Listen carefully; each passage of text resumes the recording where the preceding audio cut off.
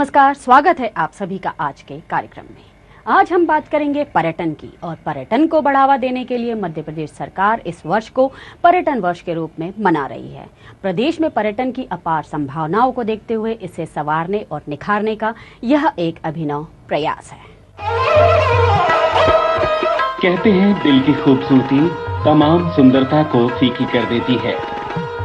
ऐसी ही बात देश का दिल कहे जाने वाले मध्य प्रदेश के बारे में भी कही जा सकती है, जहां पर प्रकृति की खास इनायत रही है, जिसका नतीजा प्रदेश में प्रकृति की सुंदरता निखर निखर कर किसी का भी जी लुभा लेती है।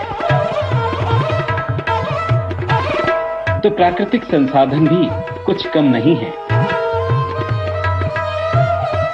इतिहास गवाह है, किसी भी सभ्यता के विकास की बुनियाद जल जंगल पर ही टिकी है।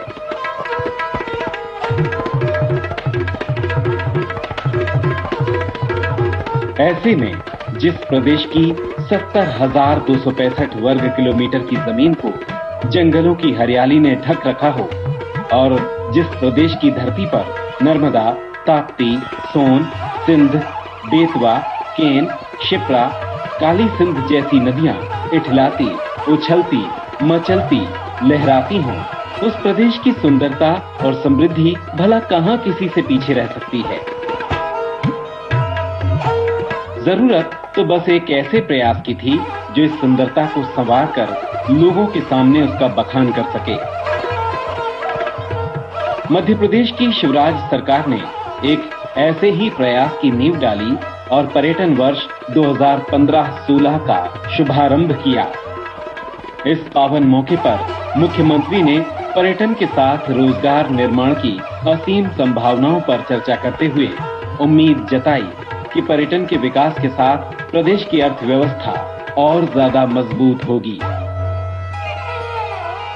देश और दुनिया के अनेकों जो टूरिज्म के स्पॉट है, उनसे कई गुना ज्यादा बेहतर मेरे मध्य प्रदेश में है। मेरे बहनों और भाइयों, मेरे मध्य प्रदेश में है, अपने मध्य प्रदेश में है। हम उनकी मार्केटिंग और ब्रांडिंग करना चाहते हैं, और इसलिए आज टूरिज्म डिपार्टमेंट ने अनेकों उनका जो पुस्तिकाओं का विमोचन करवाया है। टूरिज्म का साल भर हमने कार्यक्रम बनाया है, और मैं भी साल भर लगातार टूरिज्म के प्रचार की कोशिश करूंगा। आओ मध्य प्रदेश, देखो मध्य प्रदेश। एक से बढ़कर एक खूबसूरत पर्यटन स्थलों से भरे पूरे प्रदेश में पर्यटकों की संख्या 6 करोड़ 30 लाख से बढ़ाकर 10 करोड़ तक करने का लक्ष्य बनाया जा रहा है। अब तक पर्यटन प्रबंधन और प्रोत्साहन के क्षेत्र में 61 राष्ट्रीय और अंतर्राष्ट्रीय स्तर के पुरस्कार पाने वाले प्रदेश में पर्यटन को ज्यादा बढ़ावा देने के लिए जिला स्तर पर पर्यटन विकास परिषदों द्वारा निजी स्तर पर पर्यटन स्थलों की ब्रांडिंग कराने की तैयारी की जा रही है, जिसके अंतर्गत ग्वालियर, भोपाल, इंदौर और जबलपुर में वार्षिक, मासिक सांस्कृतिक कार्यक्रम भी आयोजित किए जाएंगे। महाकाल आप चले जाइए, महेश्वर चले जाइए, चित्रकूट चले जाइए, अमरकंटक चले जाइए, पचमढ़ी है, मांडू है। हमारे देश में जो 3 राष्ट्रीय धरोहर है वर्ल्ड हेरिटेज, सांची, खजुराहो और भीमबेटका, ये तीनों के तीनों अपने आप में देश में एक अलग पहचान रखते हैं। पर्यटन के साथ सांस्कृतिक विरासत की बड़े ही करीने से हिफाजत कर रहे प्रदेश में हेरिटेज टूरिज्म के साथ सांस्कृतिक पर्यटन को भी बड़े पैमाने पर बढ़ावा दिए जाने की तैयारी है। माना जा रहा है पर्यटन वर्ष 2015-16 के तहत किए जा रहे तमाम प्रयासों की बदौलत महज 1 साल के अंदर ही पर्यटन के नक्शे में मध्य प्रदेश अपनी पहचान मजबूती के साथ नए सिरे से बना पाने में कामयाब हो सकेगा। We, the representatives of the National Tourism and Trade Associations, hereby unanimously resolve to extend our full support and cooperation to Madhya Pradesh tourism in its quest for excellence in harnessing the full potential of tourism in the state and making it an instrument of poverty eradication and economic development of Madhya Pradesh. और जब बात हो रही है पर्यटन की, तो हम आपको लेकर चलते हैं ऐसे प्राकृतिक स्थानों पर जहां पर्यटन की अपार संभावनाएं हैं। तो सबसे पहले हम आपको दिखाते हैं ऐसी जगह जो शांति और सुकून की डोली में बैठी प्राकृतिक सुंदरता की जीती जागती मिसाल है। सतपुड़ा की हरी भरी वादी, ऊंचे पहाड़ और इससे गुजरने वाली नदियों के बीच बसा एक ऐसा स्थान जो किसी टापू से कम नजर नहीं आता। मध्य प्रदेश में 1500 वर्ग किलोमीटर में फैले सतपुड़ा टाइगर रिजर्व का ये छोटा सा हिस्सा है मढ़ई। मढ़ई राजधानी भोपाल से छिंदवाड़ा रोड पर तकरीबन 100 किलोमीटर दूर, होशंगाबाद जिले में स्थित सुहागपुर से 2 किलोमीटर पहले इस चेक पोस्ट से मुड़कर 17 किलोमीटर का सफर तय करने के बाद पहुंचते हैं कामती रेंज और यहां से शुरू होता है सफर। इस चेक पोस्ट पर पर्यटकों के स्वागत के लिए 24 घंटे वन समिति के कर्मचारी तत्पर रहते हैं आपको सफर से रूबरू कराने के लिए। सफर की शुरुआत होती है मोटर बोट से और शुरू हो जाता है सफर मढ़ई की खूबसूरती यानी जल, जंगल और जानवरों के साथ, जो आपको ले जाती है नदिया के उस पार, यानी आपका अपना डेस्टिनेशन मढ़ई। तीन ओर से पानी से घिरा यह स्थान किसी टापू से कम नजर नहीं आता। इसके तीन ओर फैला यह पानी दरअसल तवा डैम का बैक वाटर है, जो देनवा, सोनभद्र और नागद्वारी नदियों की वजह से लबालब नजर आ रहा है। जंगल सफारी के लिए एक के बाद एक पर्यटकों का दल आना शुरू होता है। सुबह 6 से 11 और शाम 5 से 7 बजे तक जंगल सफारी का मजा लिया जा सकता है। यहां पर्यटकों के लिए मुस्तैद रहते हैं मध्य प्रदेश इको पर्यटन विकास बोर्ड के कुशल जिप्सी चालक और प्रशिक्षित गाइड। देखते ही देखते ये जिप्सियां समय से जंगल सफारी के लिए रवाना हो जाती हैं और सामने आने लगते हैं जंगल में रहने वाले वन्य जीव। अरे ये देखिए, ये तो चीतल है ना? 1, 2, 3। अरे ये तो पूरा का पूरा झुंड है। कितने खूबसूरत हैं ये। इतने पास से इनको देखने का मजा हम बयां नहीं कर सकते। अरे अरे अरे, ये चीतल अपनी मस्ती में मस्त है या फिर इनमें द्वंद्व युद्ध चल रहा है?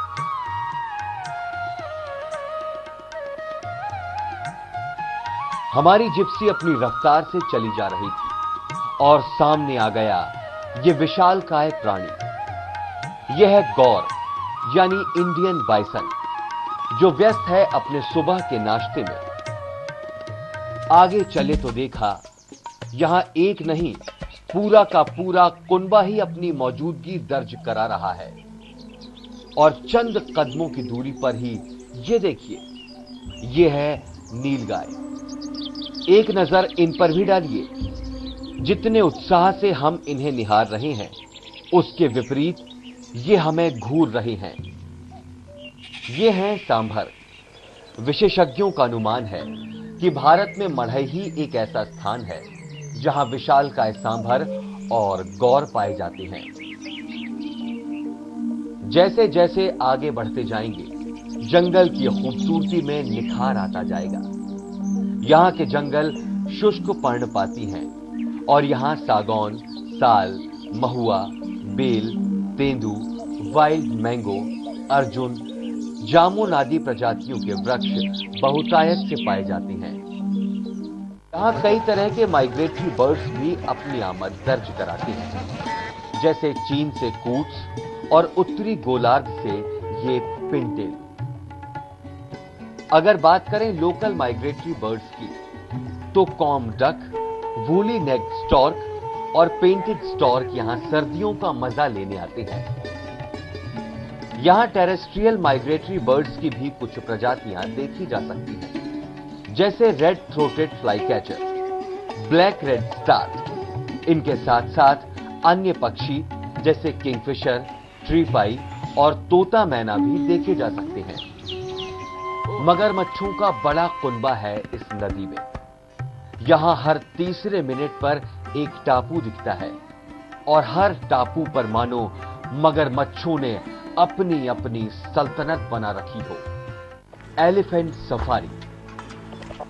हाथी की इस सवारी के साथ कई वन्य प्राणी दिखाई देते हैं और अगर आप खुशकिस्मत हुए तो बाघ या तेंदुआ भी दिखाई दे सकता है।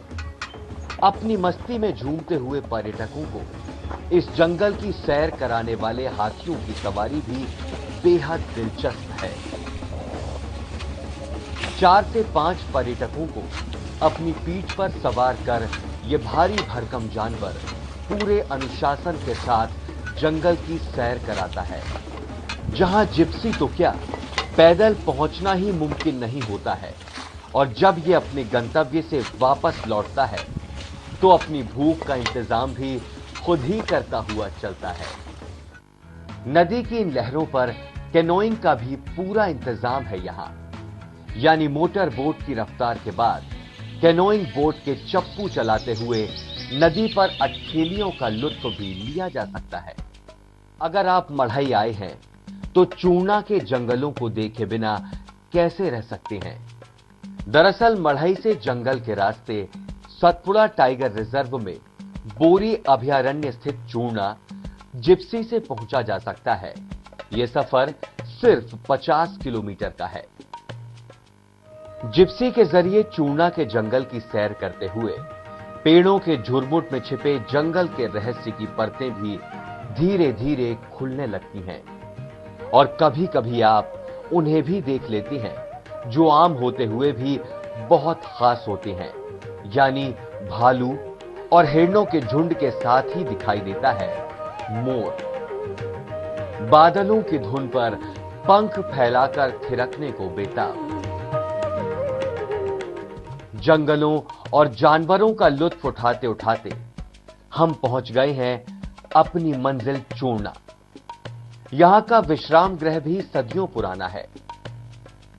इसी प्रांगण में आप इंडियन जाइंट स्क्विरल को भी फुदकते हुए देख सकते हैं। ये देखिए, जिसे शायद ही आपने पहले कहीं और देखा होगा। इसकी पूंछ बड़ी और झबरीली होती है। ऐसा लगता है मानो कोई बड़ा बॉटल ब्रश हो। और अब चलते हैं चूर्णा गुंदी की चित्रकलाओं को देखने। पहाड़ों और कंदराओं में शैल चित्र तो हम सभी ने बहुत देखे होंगे, लेकिन चूर्णा के जंगल में बने शैल चित्र उन सब से कहीं बड़े और विशाल हैं। एक एक शैल चित्र तकरीबन 2 से 3 फीट लंबा चौड़ा है। लगता है उन्हें बनाने वाले ने भी मुनासिब जगह तलाश करने के बाद ही उकेरे हैं ये चित्र। इस पहाड़ पर पहुंचकर केवल शैल चित्र ही देखने लायक नहीं होते। यहां से जंगल और हरी भरी वादियों का नजारा भी बेहद खूबसूरत दिखाई देता है। वन्य प्राणी और जंगल के रहस्यमयी रोमांच के शौकीनों के लिए ये सबसे अनुकूल स्थल है, जहां कुदरत के बेहतरीन नजारे हैं और प्राकृतिक संगीत का आनंद भी। रूमानियत से भरपूर इन नजारों को देखकर बस यही लगता है, हवा की धुन पर वन की डाली डाली गाए, कोयल कूके जंगल की हरियाली गाए, कोहरे में लिपटी सुबह हो कभी, डोलती नाव के संग नदियां मतवाली गाए, किसी नन्हे की अटखेलियों के संग अल्हड़ मां बलिहारी जाए, कुदरत के इन रंगों में डूबकर हम भी झूमें और गीत नया गाएं। अभी आपने सतपुड़ा की रानी में बसे मध्य प्रदेश की सुंदरता को देखा और अब हम आपको लेकर चलते हैं संगमरमर की नगरी जबलपुर, जहां पर संगमरमर की वादियों के बीच बहती नर्मदा का विहंगम दृश्य देखने को मिलता है।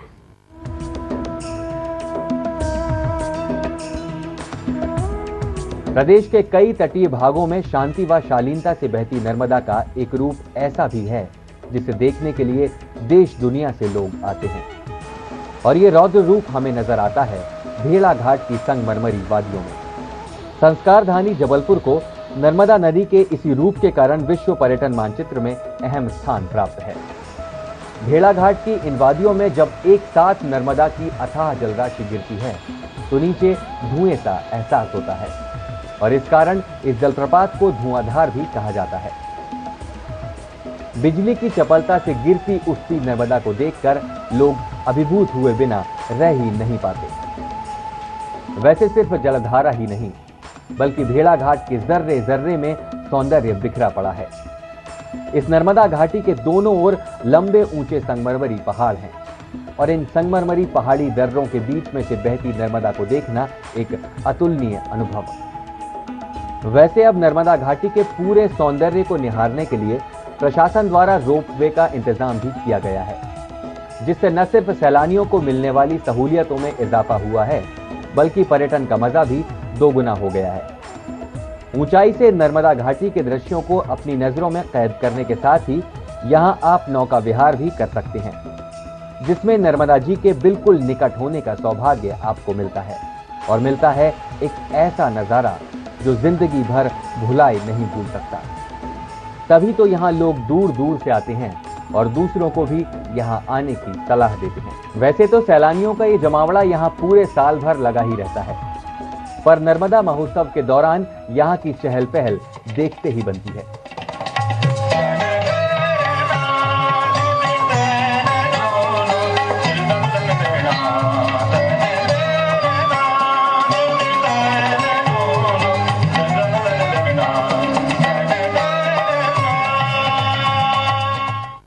कल्चरल रेजिडेंसी जो हमारा होटल है उसके अंदर हम एक नैरो गेज का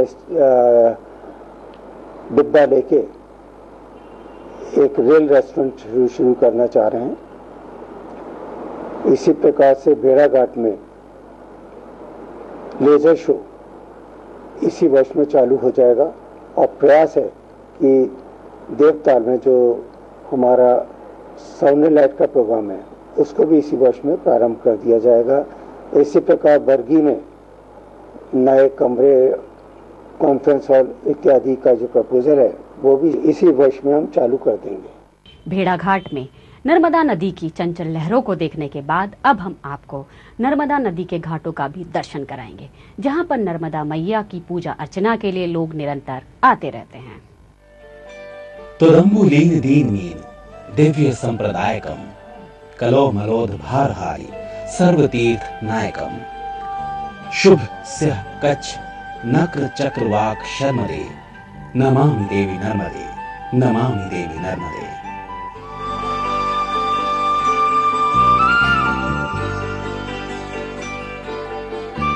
कलयुग के समस्त पापों को हरने वाली, समस्त दीनहीनों को स्वर्ग देने वाली, इंसानों, जानवरों और पक्षियों को सुख देने वाली देवी नर्मदे तुम्हें बारंबार प्रणाम है।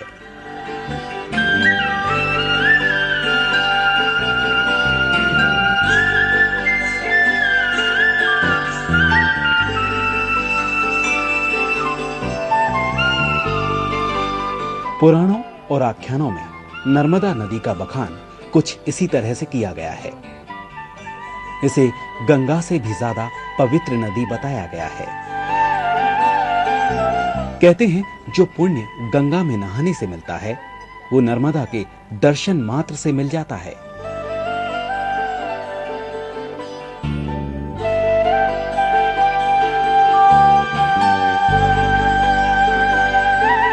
इसकी निर्मल धारा और खूबसूरत वादियां हर किसी को मोह लेती हैं।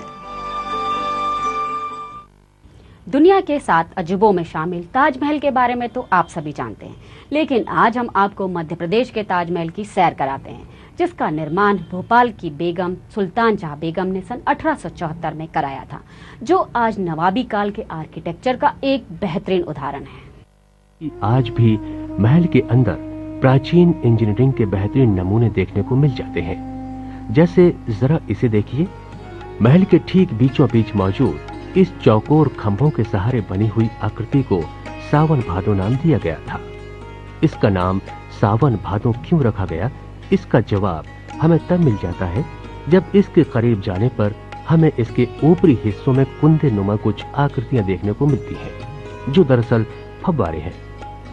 इन फव्वारों को देखकर सबसे पहले ये सवाल जहन में आता है कि आखिर इनमें पानी कहां से आता था, क्योंकि पूरे ताजमहल में कहीं भी पानी एकत्र करने के निशान नहीं मिलते हैं।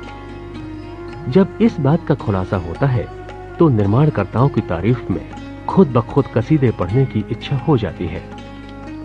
दरअसल इन फव्वारों में मोतिया तालाब का ही पानी उपयोग में लाया जाता था, जिन्हें यहाँ तक ग्रेविटी फोर्स यानी गुरुत्वाकर्षण बल का प्रयोग करके लाया जाता था। यही नहीं, जरा इस गड्ढेनुमा जगह को देखिए। गौर से देखने पर एहसास होता है कि ये जगह तालाब के लेवल पर है।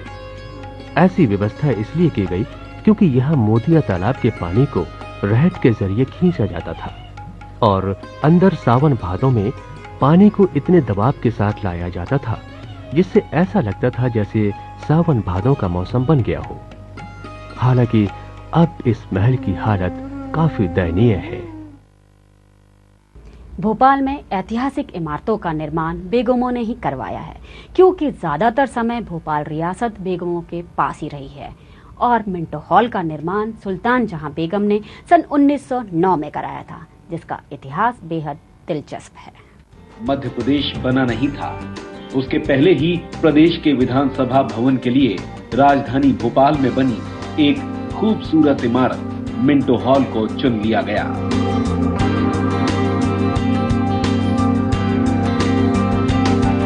ये इत्तेफाक था कि नवाबी तहजीब वाले भोपाल में सुल्तान जहां बेगम ने लॉर्ड मिंटो के लिए जो रेस्ट हाउस बनाया, वो मध्य प्रदेश की पहली विधानसभा बनने जा रहा था।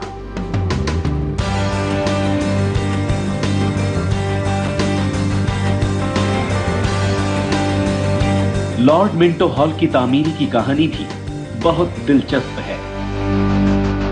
अंग्रेज इंजीनियर एसी रबेन को दी गई थी इस भवन के निर्माण की जिम्मेदारी। उस वक्त में 3 लाख रुपए की लागत से बना था ये मिंटो हॉल और इसे पूरा होने में लगे करीब 24 साल। लेकिन जिस मकसद से बनाया गया, इस मिंटो हॉल का उस रूप में इस्तेमाल बहुत कम हो पाया। फिर 1956 में नाम भले न बदला हो, लेकिन इस इमारत की तकदीर बदल गई। ये भवन मध्य प्रदेश का पहला विधानसभा भवन बन गया।